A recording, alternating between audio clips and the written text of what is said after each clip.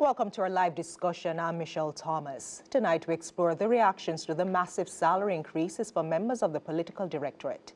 Joining us in studio, media strategist Kay Osborne, who is opposed to the increase, and via Zoom we're joined by Kevin Obrang-Chang, political and social commentator, who is in favor. Ladies and gentlemen, welcome to CVM Live. Thank you. Hi everybody. Hi Kay. Long time no see. Hi Kevin. Well, let's start with you in studio, Ms. Osborne. The MPs haven't gotten an increase in several years. They too face the same level of inflation and cost of living that we all face. They're part of the public service. Why are you opposed to them getting an increase at this time, or the level of increase at this time? The level of increase, several reasons, but let me start by a quote from the Bible. Matthew 20:25 to 26, Jesus said, "There are rulers who have authority over the people, who lord it over the people. But I say unto you that rulers are the people's servants." What the government has demonstrated is that they're not servant leaders. Now, I'm not saying they should not get an increase, but the increase that they have self-dealt to themselves, given unto themselves, at the people's expense, is obscene. It is unjust. It is unconscionable. In fact, Michelle, it is wicked. And I can tell you all the reasons. First of all, there is no accountability at all for MPs, none, despite what Prime Minister Holness himself said in 2015.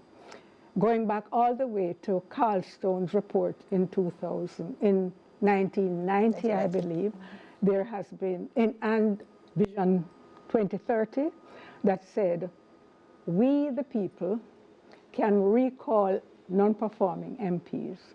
There are no job descriptions, unlike private and public sector workers, even at the same level. We have always had to have a job description. There's accountability. If we don't perform, we're fired. But these government people who are self-dealing this massive increase to themselves, there's no accountability for them. There are no job descriptions. We cannot recall them. We cannot even hold them accountable. When there's corruption, the government simply move people from one position, probably out of the position. A few months later, they're back. Ms. Osborne, hold that point. I want to get Kevin Obrang-Chang's reaction to that. Wicked, obscene, unconscionable. Do you agree? Listen, there are many angles to take this from. But the first angle is there is a structure put in place, I believe, in Michael Manley days. And the finance minister said, look, we are just regularizing everybody according to the structure, including the politicians. The judges got the similar kind of increases as the politicians. I didn't hear the outrage. No, it's a strange thing. People elect the politicians, yet they love to hate them all over the world. And probably because politics shows us what human nature is like. But they are the people in the end who make the decisions that determine that the country does well or not. The quality of our country's governance is directly related to the quality of the people, the intellectual quality of the people running it. And so it's like in a company, the CEO at the top makes the big decisions. And if he messes up, the company can collapse. If he does well, the company does well. And it's a similar thing with a country. Like Andrew Holness is the CEO of Jamaica, and these are these vice presidents and stuff.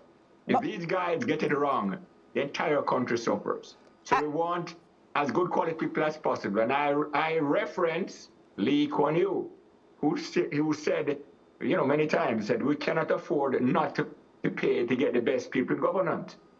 The famous thing, you pay peanuts to get monkeys. But Mr. Obrang-Chang, to the point that Ms. Osborne made, why don't the vice presidents of the business of Jamaica, why can't you even see a job description for them? No form of appraisal. There is a stone thing, a stone, what do you call it, commission that did something about job descriptions and stuff. And now was the time for us to pressure these guys into applying all this stuff, or the ones that are practical. I agree. Now is the time to say, look, guys, you got a big increase. Now let's get a job description, which Andrew Holness did promise. All the things can be done. But it can't be that you expect everybody else's pay to go up in the public sector, except the MP, the governance, the ministers, and the thing. It's crazy. Kevin, everybody is in the system, and the system must give everybody a similar increases. And as Lee Kuan Yew said, if you get the wrong people at the top, the country goes down the toilet. And he said that Singapore did not go from third world to first, like getting people to sacrifice. And he made this point. For all the great talk about doing good for people and all that, very few people become priests. People in the end are about self-interest, a lot of what they do.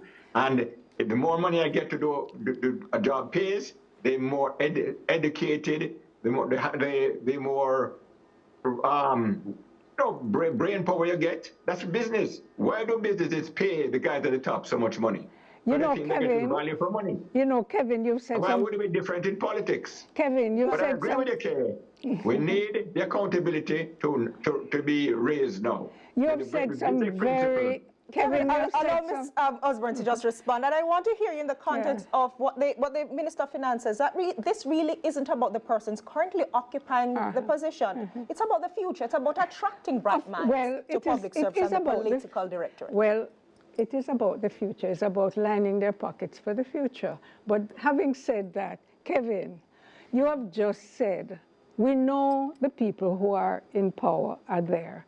And what you've just said is to attract good people, you need to pay all this money. We do have people in power. You also said, otherwise, if we don't attract good people, we'll have monkeys. So are you also saying, because you are saying that what we now have in power are monkeys, but that's your statement, not mine. Having characterized the people in power. They're the best we have, Kay. If they're monkeys, we elected them. I am saying you said it, not me. But I'm also saying, Kevin, that monkeys who self-deal are acting not in the interest of this country. And look, at my age, I am about the interest of the country. You know, when I was younger, there was a time when I was younger when should a government act in this kind of irresponsible, unconscionable way, the people of this country would strike en masse. They would take to the streets en masse because they would not tolerate it. That's when I was young. Now, I'm not saying that that is going to happen, but I'm saying that back in the day, people took self-dealing seriously. And what we're having is self-dealing on the government side. No, I'm not saying they shouldn't get an increase, you know, Kevin, my friend. I'm saying they can get, if you listen to the people on the street, they're saying, take 2 million, 3 million. But my God Almighty. Okay, the entire public sector got a raise, the judges got a similar increase. Listen to me. It's not the politicians. Kevin, the whole structure has undergone a similar increase. 200% of minimum. Similar to the 200% increase too. It's not that the politicians themselves out. Ms. Osborne, just a second. Kevin O'Brien-Chang, I want you to, for me, because what we're still trying to, you agree that there must be some system of accountability. It may not be that we strike. How then do we move to that? How are we now going to insist that in this very decent package that you have, that you must be able to show us, account for what you've been doing? Look, hold on. Listen, this talk about no accountability for politicians, it does not make any sense. They're very accountable every 5 years to the electorate. If we don't like what they do, we can boot them out. And Jamaica has a great record of doing that. So what we must do now is we go to them and say, look, guys, you got an increase.